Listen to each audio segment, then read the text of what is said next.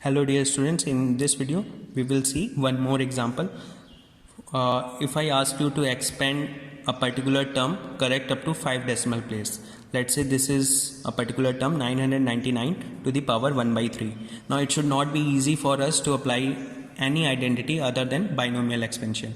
So the first thing is we have to split this term.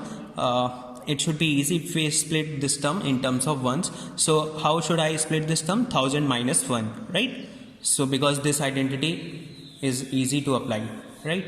So 1000 minus 1. Now if you take 1000 common, 1000 come outside, then 1 minus 1 by 1000. But if you take 1000 outside this 1 by 3 power, then of course 10 to the power 3 into 1 by 3 gives you only 10. So 1 minus 0.001 to the power 1 by 3. So this is what 1 minus x to the power n.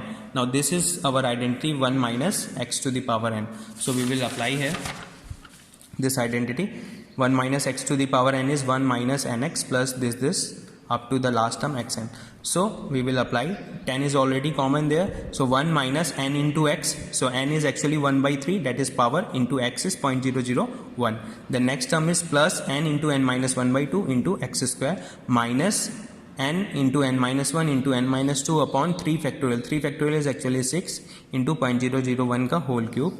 Okay. Now you have to actually evaluate this term up to 5 significant figures. But if you look at this term 0.001 ka whole cube, so 0.001 is actually 10 to the power minus 3, right? So 10 to the power minus 3 ki power 3, that is actually 10 to the power minus 9, right? So this term is of no use for us, so we will neglect this term, right? We will not take into the, account this term because we want our answer up to the 5, what is written here, up to the 5 decimal place we want that answer, right?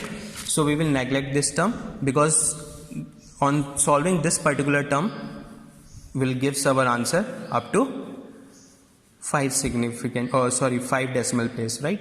So we will solve only first term, this complete second term and this third term, and neglect all the higher order terms because that will gives us the values of decimal greater than 5, because this is 0.001 is 10 to the power minus 3 into 3 gives you 10 to the power minus 9. So we are not interested in this part, right? So on further solving this, you will reach to your answer. So this is the application of binomial theorem. Now in the next video we will see its real application in physics. Thank you.